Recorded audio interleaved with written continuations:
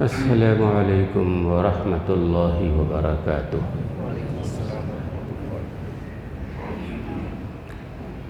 بسم اللہ الرحمن الرحیم۔ الحمد للہ وکفی وسلام علی عبادہ الذین اصطفی، اما بعد فاعوذ باللہ من الشیطان الرجیم، بسم اللہ الرحمن الرحیم۔ وما اصابکم من مصیبت فبما کسبت ایدیکم ویعفو عن کثیر، صدق اللہ العلی العظیم وصدق رسولہ النبی الکریم، ونحن على ذلك من الشاهدين والشاكرين والحمد لله رب العالمين۔ رب اشرح لي صدري ويسر لي أمري واحلل عقدة من لساني يفقهوا قولي، سبحانك لا علم لنا إلا ما علمتنا إنك أنت العليم الحكيم۔ اللهم رب زدني علما، اللهم إنا نسألك علما نافعا، اللهم جنبنا الفواحش والمعاصي والخطايا والزلل ما ظهر منها وما بطن۔ محترم حاضرین کرام، سب سے پہلے تو دعا کر لیجئے کہ اللہ تعالی ہم سب کو صحیح کہنے اور قرآن و حدیث کے روشنی میں کہنے، اس کے مطابق سننے اور اس پر عمل کرنے کی اللہ توفیق عطا فرمائے۔ عمل کی نیت سے سنیے۔ عمل کے بغیر جو علم ہے وبال ہے، تباہی ہے، بربادی ہے۔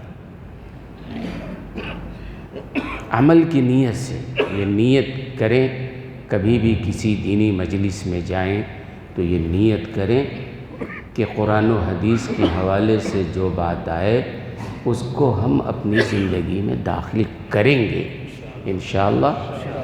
عزم و ارادہ کیجیے۔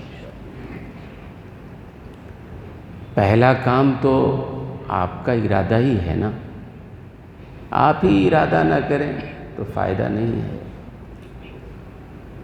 اس لیے ارادہ کیجئے کہ جو باتیں کہی جا رہی ہیں اس پر ہم سب کو اللہ تعالی عمل کی توفیق عطا فرمائے۔ آمین۔ قرآن کریم کی جو آیت کریمہ میں نے تلاوت کی ہے، 25ویں پارے کی یہ آیت کریمہ ہے اور مشہور و معروف آیت کریمہ ہے، آپ نے بارہا سنا ہوگا۔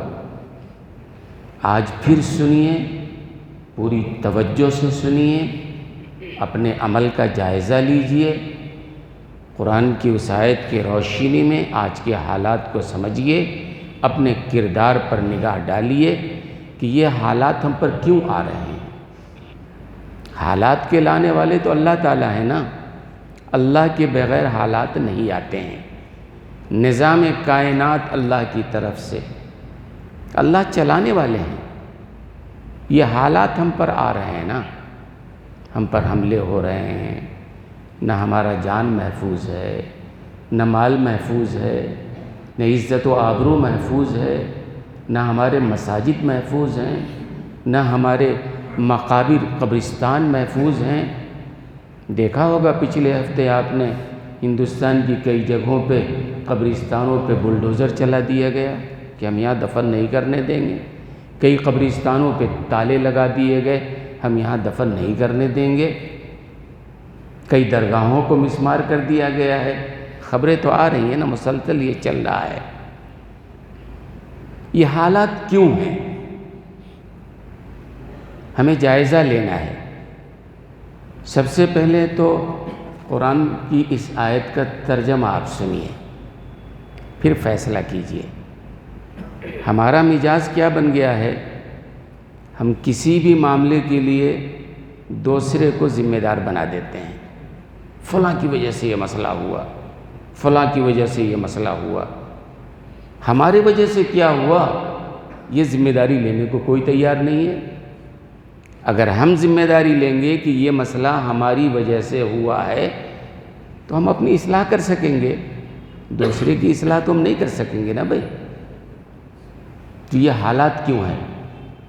قرآن کریم کی اس آیت کا بالکل سیدھا سادہ ترجمہ، وَمَا أَصَابَكُم مِّن مُّصِیبَةٍ، اللہ فرما رہے ہیں تم پر جو بھی مصیبت آتی ہے، سیدھا ترجمہ وَمَا أَصَابَكُم مِّن مُّصِیبَةٍ، جو بھی مصیبت تم پر آتی ہے، حالات آتے ہیں، پریشانی آتی ہے، مسائل کھڑے ہوتے ہیں، جو بھی مصیبت تمہارے اوپر آتی ہے، فَبِمَا کسبت ایدیکم، تمہارے ہاتھوں کے کرتوتوں کی وجہ سے۔ یہ اللہ کہہ رہے ہیں کہ تمہارے اوپر جو مصیبتیں آ رہی ہیں کیوں آ رہی ہیں؟ تمہارے ہاتھوں کے کرتوتوں کی وجہ سے، مطلب یہ ہوا تمہارے اعمال کی وجہ سے، اور واضح مطلب یہ ہوا تمہارے بد کرداری کی وجہ سے، اور واضح مطلب یہ ہے کہ تمہارے بدعمالیوں کی وجہ سے، تمہارے بدعمالیوں کی وجہ سے مصیبتیں تم پر آتی ہیں۔ کون کہہ رہا ہے بھئی یہ؟ بولیے کون کہہ رہا ہے؟ اللہ کہہ رہا ہے۔ اللہ پر تو غصہ نہیں ہو جائیں گے؟ اے اللہ کیسے آپ نے کہہ دیا؟ ہم تو ٹھیک ہیں ماشاءاللہ، ہم تو نمازی ہیں، ہم تو حاجی ہیں، ہم تو دین کی خدمت گزار ہیں، ہم تو بڑے اچھے ہیں، آپ کیسے کہہ رہے ہیں کہ ہمارے بدعمالیوں کی وجہ سے؟ اللہ پر تو اعتراض نہیں کر سکتے نا۔ ویسے کرنے والے، اعتراض کرنے والے تو سب پر کرتے ہیں، اعتراض کرنے والے اللہ پر بھی کرتے ہیں، نبی پر بھی کرتے ہیں، قرآن اور حدیث پر بھی کرتے ہیں، شریعت پر بھی کرتے ہیں، علماء پر بھی کرتے ہیں۔ یہ علماء کی وجہ سے مصیبت آئی ہوئی ہے۔ تو اعتراض کرنے والا تو ہر جگہ دوسرے پر الزام ڈالے گا۔ یہاں دیکھنا یہ ہے کہ ہماری ذمہ داری کیا ہے۔ اور یاد رکھیے گا جس کو اصلاح کرنا ہوتا ہے وہ ذمہ داری اپنے اوپر لیتا ہے، جس کو اصلاح نہیں کرنی ہوتی ہے وہ دوسروں پر ڈالتا ہے۔ ہمیں جو ہے کسی کہنے والے نے کہا کہ دو طرح کی مکھی ہوتی ہے، ایک شہد کی مکھی ہوتی ہے اور ایک گندگی کی مکھی ہوتی ہے۔ دیکھا ہے نا؟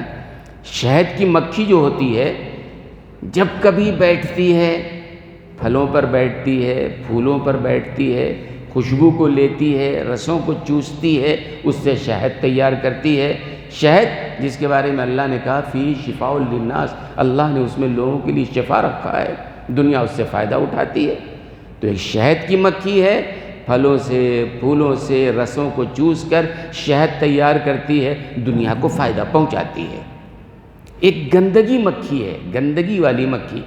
گندگی والی مکھی جو ہوتی ہے نا، اس کا کام ہی یہ ہوتا ہے جب کبھی بیٹھے گی کچرے کے ڈھیر پر، جب کبھی بیٹھے گی گندی جگہ پہ، جب کبھی بیٹھے گی غلاظت پر، جب کبھی بیٹھے گی پاخانے پر، جسم پورا پاک صاف ہے نہیں بیٹھے گی، جہاں پر زخم ہے وہیں بیٹھے گی۔ وہ جو گندی مکھی ہوتی ہے پاک صاف جگہ پہ نہیں بیٹھتی ہے، جسم پہ جہاں زخم ہے وہیں دیکھ کر بیٹھتی ہے۔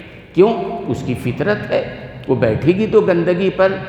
معاف کیجئے گا آج ہماری حالت بھی ایسی ہو گئی ہے، ہم میں اکثریت تو الحمدللہ نیک لوگ ہیں، صالح لوگ ہیں، اور مسجدوں میں آتے ہیں، عبادت کے لیے آتے ہیں، بیان سننے کے لیے آتے ہیں، اللہ سے مانگنے کے لیے آتے ہیں، سر جھکانے کے لیے آتے ہیں۔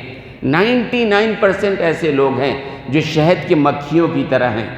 بعض لوگ، 1-8% لوگ ضرور ایسے ہیں جن کی فطرت گندگی کی مکھیوں کی طرح ہے، ان کا کام ہی ہوتا ہے نکتہ چینی کرنا۔ بیان ہو رہا ہے نا، اچھی باتیں قرآن حدیث کو لو زندگی میں داخل کرو، وہ یہ نہیں کریں گے، وہ گندی مکھی کی طرح وہ کریدنے میں لگے رہیں گے۔ کوئی بات نکالو، کوئی غلط بات ڈھونڈو، کوئی بات پکڑو، ان پر اعتراض کرو۔ اللہ کے بندے کرتے کرتے چلے جاؤ گے، مر جاؤ گے۔ اپنی اصلاح کرو گے تو فائدہ ہوگا نا۔ تو اللہ یہ فرما رہے ہیں وما اصابکم، جو بھی مصیبت آتی ہے تمہاری بدعمالیوں کی وجہ سے آتی ہے۔ اگر کسی کو برا لگے تو میں کیا کر سکتا ہوں؟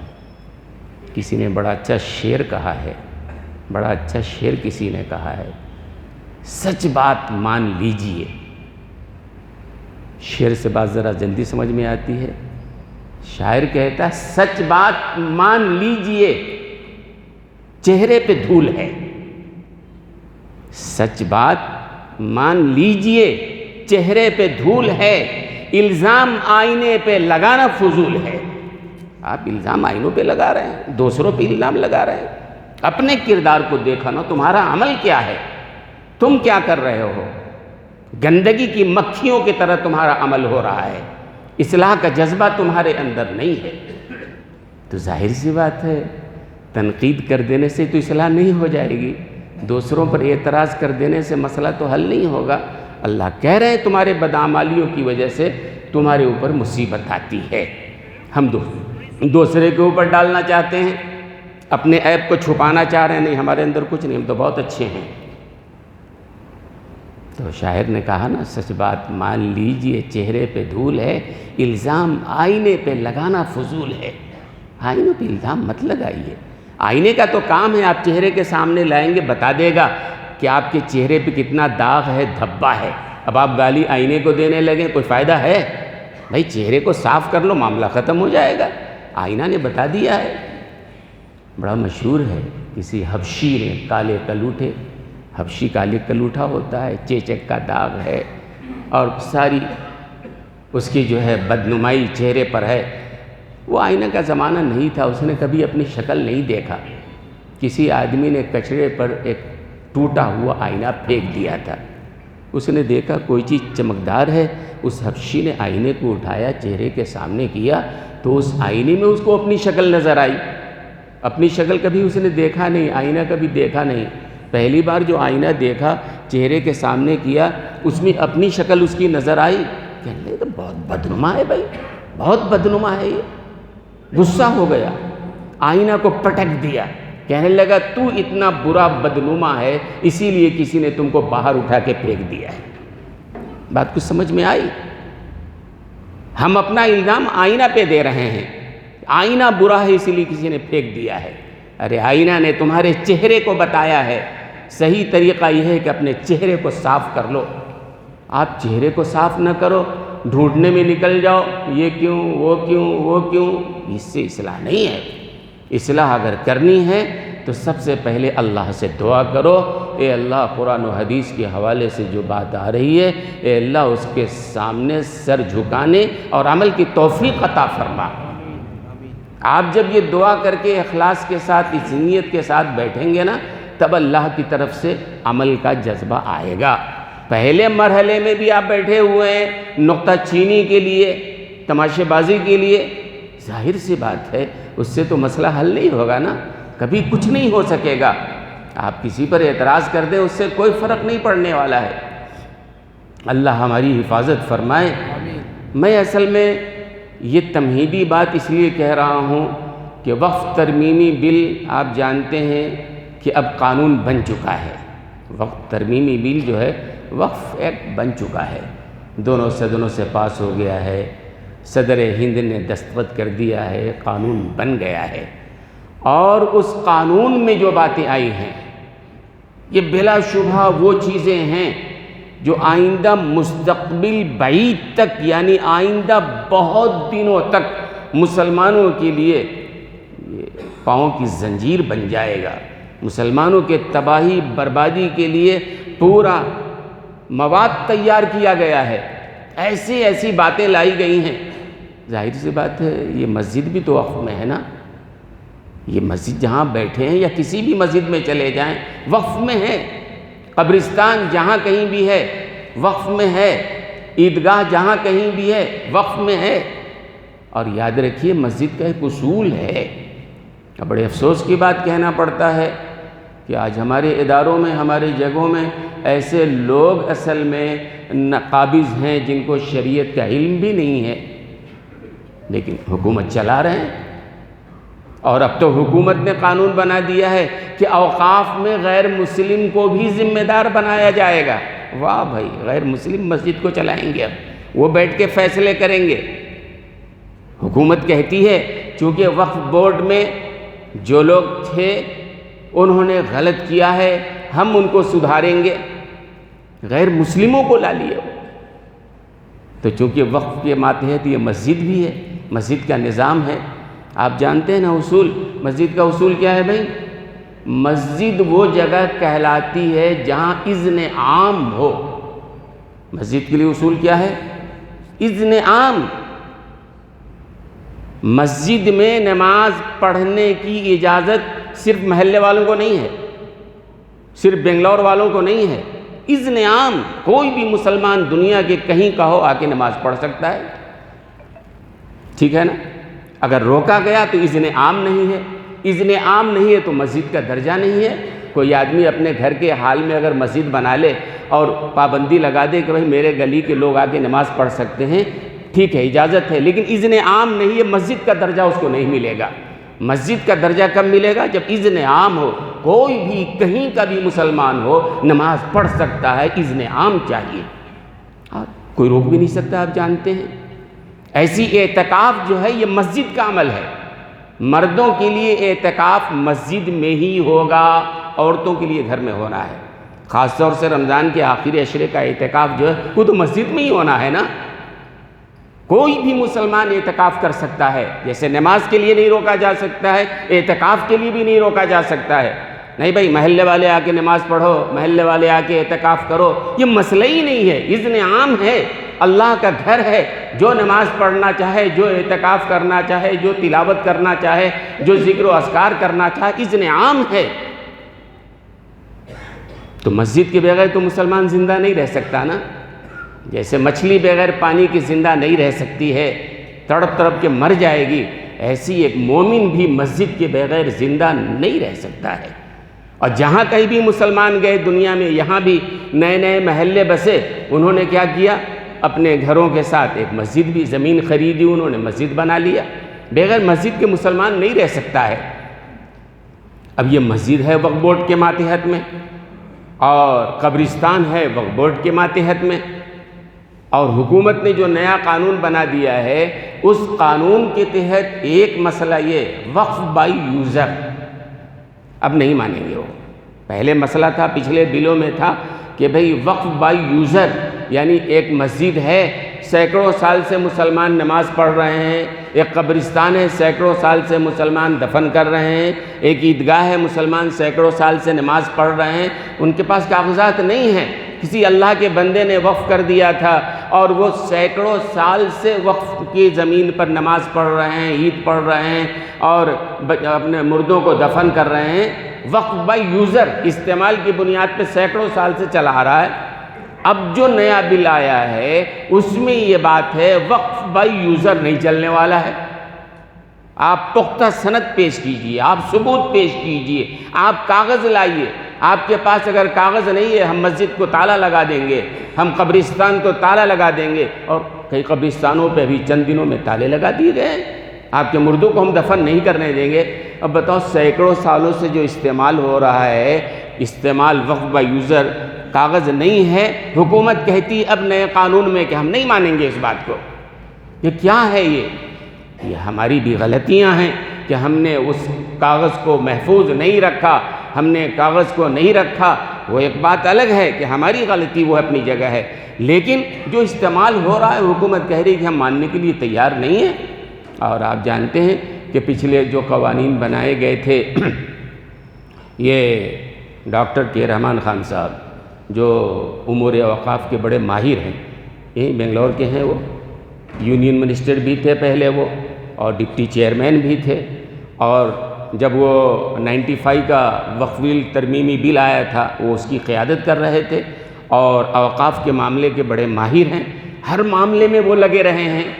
کل کے سالار میں صفحے اول پہ ان کا آیا ہے انٹرویو، اس انٹرویو میں وہ اعتراف کر رہے ہیں کہ ہاں مسلمانوں سے غلطیاں ہوئی ہیں اور مسلمانوں نے غلط ان جائیدادوں کا استعمال کیا ہے، ہماری بدعمالیوں کی سزا ہے جو ہمیں مل رہی ہے، اور آج حکومت جو قانون بنا رہی ہے، حکومت کہہ رہی ہے چونکہ جن لوگوں نے کھایا ہے ہم ان کے حلق سے اس کو کھینچ کے نکالیں گے۔ اب کھانے والوں پر زلزلہ طاری ہو گیا ہے، لرزہ طاری ہو گیا ہے، بھئی اب کیا ہوگا ہمارا؟ ہم پر تو طاری نہیں ہوا نا، ہم کو فکر ہے مسجد کی، ہم کو فکر ہے قبرستان کی، لیکن جن لوگوں نے زمینوں کو ہڑپا ہے، جن لوگوں نے دوسروں کو فروخت کیا ہے یا اپنی بلڈنگیں بنائی ہیں، ان کو تو پریشانی ہے کہ حکومت چھوڑے گی نہیں، ہمارے حلق سے کھینچ کے نکالے گی۔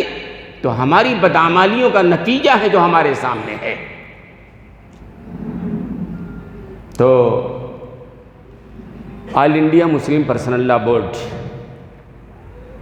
جو ہندوستان کے تمام جماعتوں کی مشترکہ تنظیم ہے، لوگوں کا اعتبار ہے ان پہ، All India Muslim Personal Law Board نے یہ جو نیا وقف ترمیمی بل جو قانون بن چکا ہے اس کے خلاف انہوں نے تحریک چلانے کا فیصلہ کیا ہے، اور سپریم کورٹ میں بھی مقدمات دائر کیے گئے ہیں مختلف لوگوں کی طرف سے، بہت سارے مقدمات۔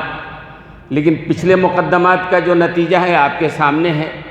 پچھلے جو مقدمات لڑے گئے تھے سپریم کورٹ میں، رام مندر کا مسئلہ تھا، آپ حضرات اچھی طرح واقف ہیں کیا کچھ ہوا ہے۔ یہاں بھی زیادہ امید نہیں ہے، لیکن بہرحال ہمارا مسئلہ ہے، اور جمعیت علماء بھی، پرسنل لاء بورڈ بھی، اور بہت سارے شخصی افراد بھی، انہوں نے مقدمہ دائر کیا ہے سپریم کورٹ میں۔ اللہ کرے کہ وہ ہمارے حق میں فیصلہ آئے اور سپریم کورٹ یہ کہہ دے کہ ہاں یہ قانون کے آئین کے خلاف یہ بات ہے، اور ہے آئین کے قانون کے خلاف ہے۔ مخالفین دوسرے لوگوں نے پارلیمنٹ میں دلیلیں پیش کی، غیروں نے پیش کی، چیخ چیخ کے کہا، ہر آدمی کے سمجھ میں بات آ رہی کہ مسلمانوں کے ساتھ زیادتی ہو رہی ہے۔ بھئی ہندوؤں کا ادارہ ہے، ہندو انڈومنٹ جو مندروں کا دیکھ ریکھ کرتا ہے، وہاں کوئی مسلمان ذمہ دار نہیں بن سکتا ہے۔ سکھوں کے گرودوارے میں کوئی سکھ کے علاوہ نہیں بن سکتا ہے، پھر مسلمانوں کے مسجدوں میں اور قبرستانوں کے معاملے میں غیر مسلم کو کیوں لایا جا رہا ہے؟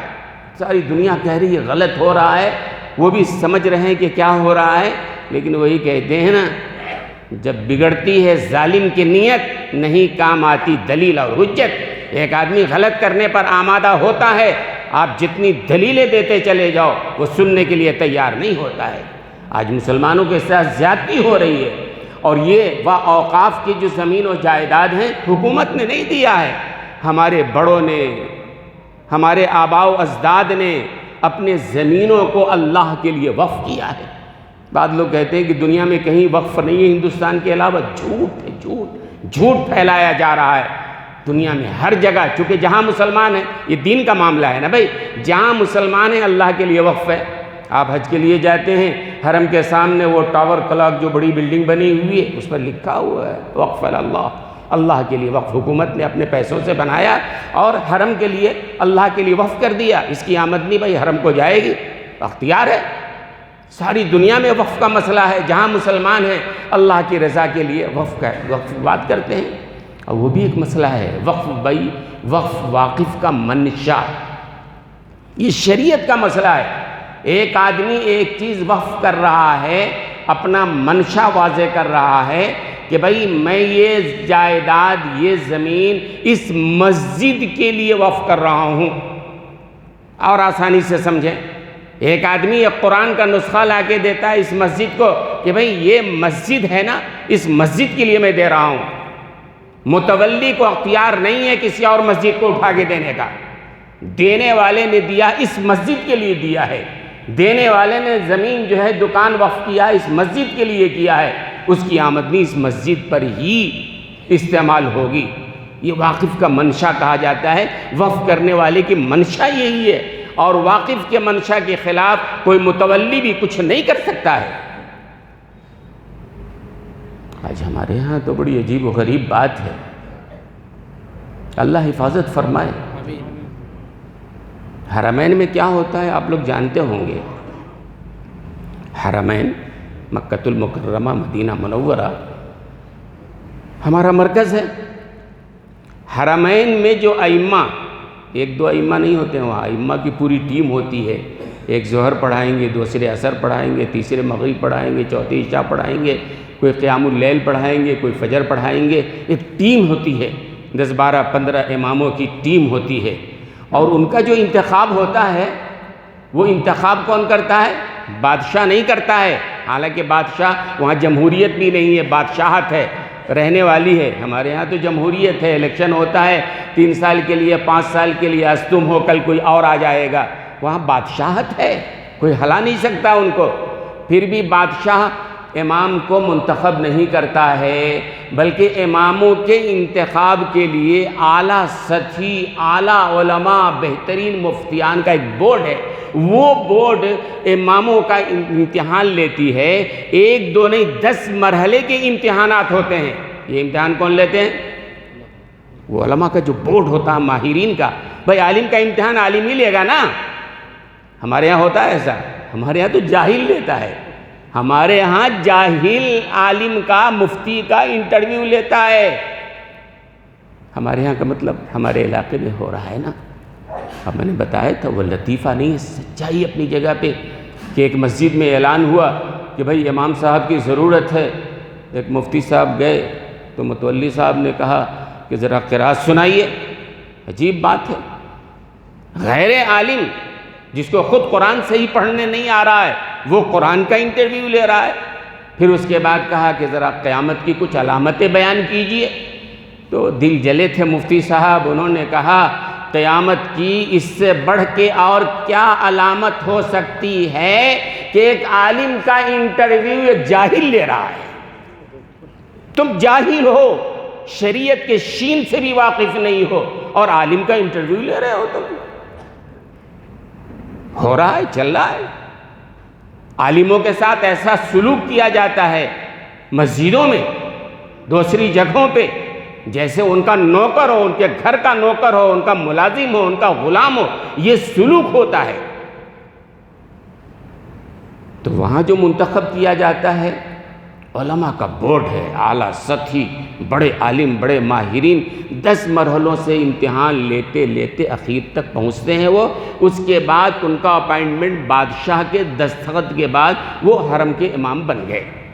حرم کے امام بن جانے کے بعد بادشاہ وقت بھی ان کو شریعت کے معاملے میں کوئی مداخلت نہیں کر سکتا ہے۔ بادشاہ کہتا ہے یہ عالم ہے، یہ مفتی ہے، یہ ہم سے زیادہ جاننے والے ہیں، ان کو زیادہ حق ہے، لہذا حرمین کی جو ذمہ دار ہیں قاری عبد الرحمن السدیس، وہ ذمہ دار ہیں۔ بادشاہ وقت بھی دینی معاملے میں مداخلت نہیں کرتا ہے۔ ہمارے ہاں تو مسئلہ یہ ہے کہ شریعت کے شین سے بھی واقف نہیں ہے، اور شریعت میں مداخلت کرتا ہے، شریعت کی ہدایتیں دیتا ہے۔ ارے بھئی تمہارا جہاں تک کام ہے، حدود ہے، وہیں تک رہو نا، تم کیوں شریعت میں مداخلت میں لگے ہوئے ہو؟ یہ نہیں بولنا چاہیے، وہ نہیں بولنا چاہیے۔ آج علماء کو گائیڈ کیا جاتا ہے، علماء کو مشورے دیے جاتے ہیں۔ تو دوستو اور بزرگوں، وَمَا أَصَابَكُم مِّن مُّصِيبَةٍ فَبِمَا كَسَبَتْ أَيْدِيكُمْ، یہ مصیبت آئی ہے ہماری بدعمالیوں کی وجہ سے ہی۔ اللہ کہہ رہے ہیں، اللہ کہہ رہے ہیں، ہماری بدعمالیوں کا نتیجہ ہے۔ ہر سطح پہ ہماری بدعمالیاں ہیں، ہم کو اپنا جائزہ لینا پڑے گا۔ اور اس کا حل کیا ہے؟ یہ اللہ کی طرف سے جو مصیبتیں آ رہی ہیں نا، اس کا حل یہ ہے کہ اللہ کے بندو، اللہ کے سامنے رجوع کرو، اللہ سے معافی مانگو، اللہ کے سامنے رو، گڑ گڑاؤ، یہ اس کا حل ہے۔ اور ایک بات ذہن میں رکھیے، اللہ کے لیے آپ علماء کو اپنے پیچھے نہ چلائیے، علماء کو اپنے پیچھے چلانے کی کوشش مت کیجیے، علماء کے پیچھے آپ چلیے، آپ کی بھلائی اسی میں ہے۔ ہاں واقعی کوئی عالم ہے، واقعی کوئی مفتی ہے، کرتا پہن لینے سے کوئی مفتی نہیں ہو جاتا ہے، واقعی کوئی مستند مفتی عالم ہے، آپ اس کے پیچھے چلیے شرعی معاملے میں، ٹھیک ہے، دنیاوی معاملے میں آپ جو کریں آپ جانیں، دینی معاملے میں آپ اس کے پیچھے چلیے۔ اللہ کے لیے آپ کسی عالم کو اپنے پیچھے چلانے کی کوشش مت کیجیے، ورنہ کیا ہوگا معلوم؟ ایک حدیث سنا کہ میں بات ختم کروں گا۔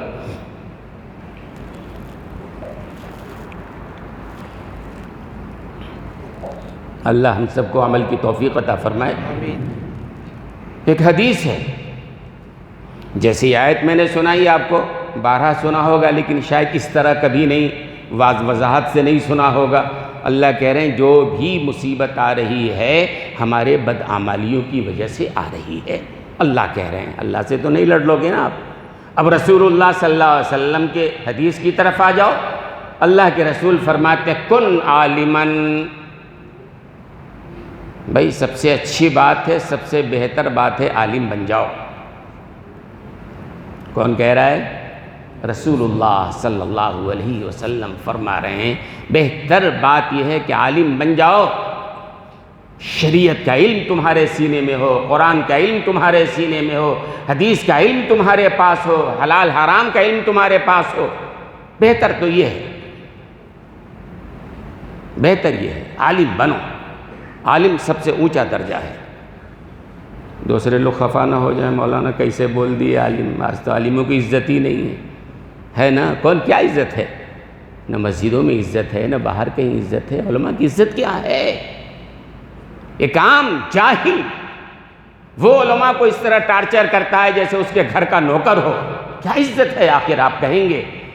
یاد رکھنا، دنیا کے لوگوں کو چھوڑو، اللہ نے کہا کہ اللہ کی نگاہ میں علماء کی عزت ہے۔ هل يستوي الذين يعلمون والذين لا يعلمون، قرآن کریم کی آیت ہے، اللہ نے فرمایا کہ عالم اور غیر عالم برابر نہیں ہو سکتے ہیں۔ یہاں تک علماء نے لکھا ہے کہ ایک آدمی اگر مملکت کا بادشاہ ہو وہ بھی عالم سے آگے نہیں بڑھ سکتا ہے۔ کیوں؟ چونکہ اس کی شریعت کا علم ہے۔ ایک آدمی بڑا مالدار ہو سکتا ہے، بادشاہ ہو سکتا ہے، وزیر ہو سکتا ہے، لیکن عالم سے آگے نہیں بڑھ سکتا ہے۔ یہ کون کہہ رہا ہے؟ اللہ کہہ رہے ہیں هل يستوي الذين يعلمون والذين لا يعلمون۔ اور جو اس بات کو نہیں مانتا ہے وہ اللہ کے قہر اور غضب کے سائے میں ہے، چونکہ اللہ نے یہ بات کہی ہے نا۔ بھئی سیکھو، دینی معاملے میں علماء کی اتباع کرنا سیکھو، علماء کے پیچھے چلنا سیکھو، اپنے پیچھے علماء کو مت چلاؤ۔ پہلی بات عالم بن جاؤ۔ خیر اگلی بات یہ حدیث کی وضاحت میں کرتا رہوں گا۔ مسلم پرسنل لاء بورڈ نے جو ان کے پاس وسائل ہیں انہوں نے تحریک چلانے کا فیصلہ کیا ہے۔ یہ جو قانون حکومت نے بنایا، ظالمانہ قانون بنایا ہے، اس کے خلاف ہم تحریک چلائیں گے۔ خاموش رہنا صحیح حل نہیں ہے۔ ظلم پر خاموش رہنا بھی کیا ہے؟ گناہ ہے، یاد رکھ لیجئے گا۔ کہیں بھی کسی سطح پہ مسجد میں ظلم ہو رہا ہو، مدرسے میں ہو رہا ہو، گھر میں ہو رہا ہو، کہیں ادارے میں ہو رہا ہو، ظلم پر خاموش رہنا بھی ظلم اور گناہ ہے۔ ظلم ہو رہا ہے ہمارے اوپر، ہم چیخیں گے، چلائیں گے، دنیا کو بتائیں گے، جو کر سکتے ہیں کریں گے نا۔ سپریم کورٹ جا سکتے ہیں، ہمارے اکابرین گئے ہیں، جماعتیں گئی ہیں۔ تو All India Muslim Personal Law Board نے تحریک کے لیے طے کیا ہے کہ 10 اپریل سے، یعنی آج سمجھو 11 اپریل سے لے کر 7 جولائی تک یہ تحریک چلائی جائے گی۔ تحریک کے انداز انہوں نے متعین کیے ہیں۔ ایک کام تو انہوں نے یہ کہا کہ تحفظ اوقاف ہفتہ مناؤ، تحفظ اوقاف ہفتہ۔ اب تو 10 اپریل سے لے کے 7 جولائی تک تو چلے گا مستقل۔ 22 اپریل کو تالکٹورا اسٹیڈیم سے شروعات ہوگی اور پھر اس کے بعد اخیر میں 7 جولائی کو وہاں دہلی میں وہ بڑے میدان کے اندر رام لیلا گراؤنڈ میں اجلاس ہوگا۔ پھر دوسرے مرحلے کا طے کریں گے کیسے ہونا ہے۔ دوسرا کام یہ کہ یہ 11 اپریل یعنی آج سے جمعہ سے لے کر 18 اپریل آئندہ جمعہ تک جو ہے یہ تحفظ اوقاف ہفتہ منایا جائے۔ اوقاف بچاؤ مہم اس ہفتے میں چلانا ہے۔ اب کس طرح بھائی تحفظ اوقاف ہفتہ جو چلایا جا رہا ہے اس جمعہ سے لے کے آئندہ جمعہ تک کیا کریں آخر؟ تو ایک بات تو انہوں نے یہ کہا کہ مسجدوں کے ائمہ جو ہیں لوگوں کو بتائیں یہ اوقاف کیا ہے، اوقاف میں کیا ہو رہا ہے، کیا کچھ ہو رہا ہے۔ اسی سلسلے میں اس موضوع پر میں بات عرض کر رہا ہوں۔ بات سمجھ میں آ رہی ہے نا؟ ہاں اگر آپ کہیں کہ مولانا وقت پر مت بولو تو میں چھوڑ دیتا ہوں، مجھے ضرورت نہیں ہے۔ کیا آپ چاہتے ہیں کہ نہ بولو اس موضوع پر؟ میں چاہتے ہیں کہ اس پر بات کی جائے نا؟ تو ہاں یہ بات یاد رکھیے کہ آج کے جمعہ میں کہہ رہا ہوں کہ تحفظ کے سلسلے میں تحریک چلائی جا رہی ہے All India Muslim Personal Law Board. ہم نے آپ کو جو بتایا جیسے وقف با یوزر کا مسئلہ ہے اور دوسرے کئی مسئلے ہم نے بتائے، واقف کے منشا کے مطابق ہے، اور بھی کئی پوائنٹ ہے اہم جو بتائیں گے ہم۔ یہ چیزیں آپ نے سنا، آپ باہر بھی اپنے دوستوں میں اس کا تذکرہ کریں آپس میں اس سلسلے میں گفتگو کریں، لوگوں کو معلوم ہے کہ ہو کیا رہا ہے، اور ہمارے لیے کہاں مشکلات آئیں گے؟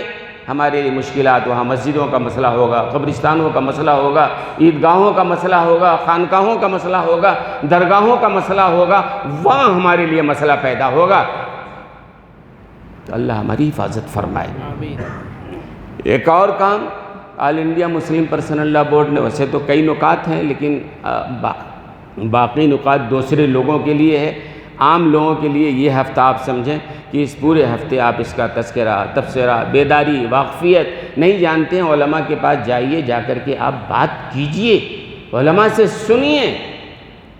جائیں گے تو ہی نہ بات بنے گی بھائی، آپ جائیے، علماء کے پاس جانے میں پیسے تو نہیں لگتے ہیں نا، لیکن پھر بھی کچھ دنوں کی بات ہے، میں گھر سے آ رہا تھا مسجد، تو ایک صاحب دکان میں بیٹھے تھے، نظر پڑ گئی مجھ پر، انہوں نے کہا کہ مولانا ذرا آئیے۔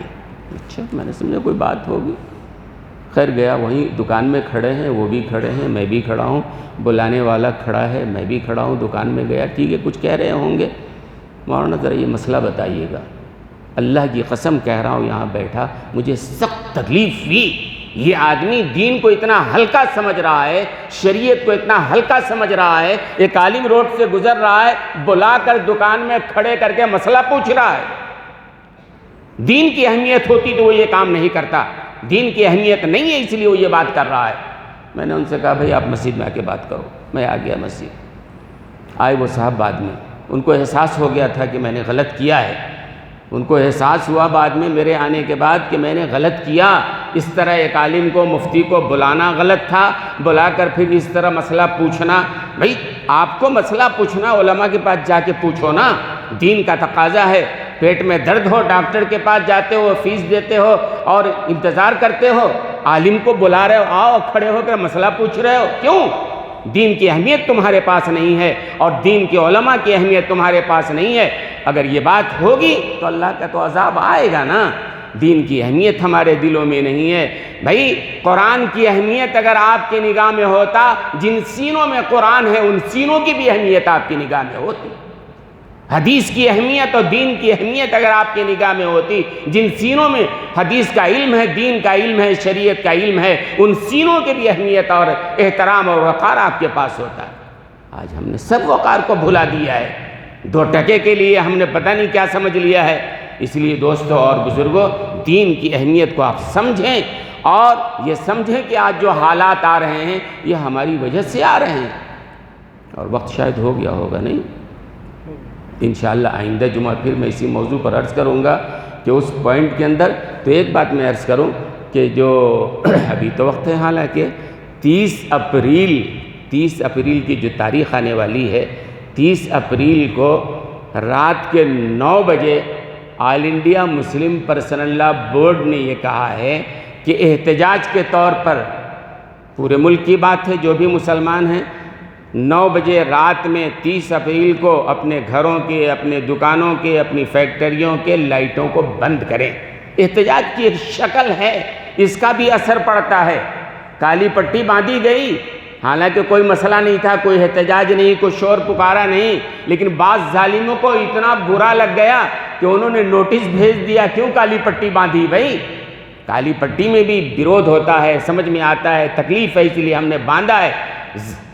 ظالم کو یہ پسند نہیں ہے، وہ یہ چاہتے ہیں کہ ہم ماریں اور یہ خاموشی کے ساتھ برداشت کرتے رہیں، اُب بھی نہ کریں۔ زندہ قومیں یہ کام نہیں کرتی ہیں۔ ایک بات اور یاد رکھو آپ کہ ہم دعا کر رہے ہیں نا، آپ کہہ رہے ہیں دعا ہو رہی ہے، دعا ہو رہی ہے، اللہ تعالیٰ فوراً دعا نہیں قبول کرتے ہیں۔ حضرت موسیٰ علیہ السلام اللہ کے نبی ہیں، دعا کرتے رہے کرتے رہے کرتے رہے، بنی اسرائیل پٹتے رہے، مار کھاتے رہے، ایک زمانے تک کھاتے رہے، پھر حضرت موسیٰ کی اللہ نے دعا قبول فرمائی اور اللہ نے فرعونیوں کو اور ان کے ساتھ جو لوگ تھے اللہ نے غرق کے سمندر کر دیا۔ وقت آئے گا نا، ایسا نہیں کہ آپ نے آج دعا مانگا کل نتیجہ دیکھ رہے ہیں۔ دعا کرو، اللہ سے رجوع کرو، اللہ سے مانگو، اللہ کے سامنے گڑ گڑاؤ اور اپنی عیاری، اپنی مکاری، اپنے گناہ، اپنی زندگی میں جو تماشے کر لیے ہیں اس کو چھوڑو۔ اور پاک و صاف بن کے اللہ کے سامنے رجوع کرو، بھائی بھائی کا ساتھ دے، ایک دوسرے کے ساتھ اخوت کا طریقہ ہو، انسان میں عاجزی ہونا چاہیے۔ آج ہمارے دلوں سے عاجزی رخصت ہو گئی ہے، ہمارے دلوں میں عاجزی نہیں ہے۔ میں کہتا ہوں کہ آپ کے دل میں اگر علماء کی اہمیت ہوتی، ایک وزیر اگر فون کر دے آپ کو، کوئی وزیر فون کر دے بھائی آنا ہے، پتہ نہیں آپ کیا سوچیں گے، کتنا مبارک دن ہے، وزیر صاحب نے بلا لیا ہے۔ وزیر تو دور کی بات ہے، کسی چیئرمین نے فون کر دیا آ جاؤ بھائی فلاں صاحب، خوش ہو جائیں گے، بڑا اچھا دن ہے میرے لیے۔ چیئرمین بھی چھوڑو، کوئی کارپوریٹر، کوئی ایم ایل اے فون کر دیا بھائی آ جاؤ، بھاگے چلے جائیں گے آپ۔ علماء نے لکھا ہے ایک عالم آپ کو بلاتا ہے، آپ نہیں آتے ہیں، سمجھ میں آتا ہے دین کی اہمیت کتنا آپ کے دل میں ہے۔ اگر دین کی اہمیت ہوتی، ایک عالم دین آپ سے پیسہ لینے کے لیے نہیں بلا رہا ہے، کسی شرعی مسئلے پر بات کرنے کے لیے بلا رہا ہے، لیکن تو علماء نے لکھا ہے کہ دین کی اہمیت کا پتہ چلتا ہے۔ سیاست کے ایوانوں کے لیے بھاگتے چلے جا رہے ہو، لیکن علماء کے لیے آپ کے پاس کچھ نہیں، علماء کی بات سننے کے لیے تیار نہیں ہو، ظاہر ہے ہم کو بدلنا پڑے گا، ہم کو سوچنا پڑے گا۔ اللہ تبارک و تعالی ہماری غلطیوں کو معاف فرمائے، اور اللہ تعالی ہمیں اپنی اصلاح کی، ہر آدمی کو اپنی اصلاح کی توفیق عطا فرمائے۔ دل و دماغ میں بٹھا لیجئے کہ مصیبتیں جو آ رہی ہیں ہمارے بدعمالیوں کا نتیجہ ہے، اس لیے اپنی بدعمالیوں کو چھوڑیے، اللہ سب کے حال کو جاننے والا ہے، کون کتنی بدعمالیوں میں لگا ہوا ہے، بدعمالیوں کو چھوڑیے، توبہ کیجئے، اللہ کے سامنے روئیے، گڑ گڑائیے، دعائیں کیجئے۔ دعا مانگنے کا مطلب آج مانگا کل ہی نہیں پورا ہو جائے گا۔ حضرت موسیٰ نے برسوں دعائیں مانگی تو اللہ نے فرعون کو دریائے نیل میں غرق کیا۔ حضور اکرم صلی اللہ علیہ وسلم کی مثال ہمارے سامنے ہے۔ بات بڑھ جائے گی، کچھ لوگوں کو پیٹ میں درد ہو جائے گا کہ وقت زیادہ ہو گیا ہے، اس لیے میں بات یہیں ختم کروں گا۔ بس اللہ تعالی ہم سب کو عمل کی توفیق عطا فرمائے۔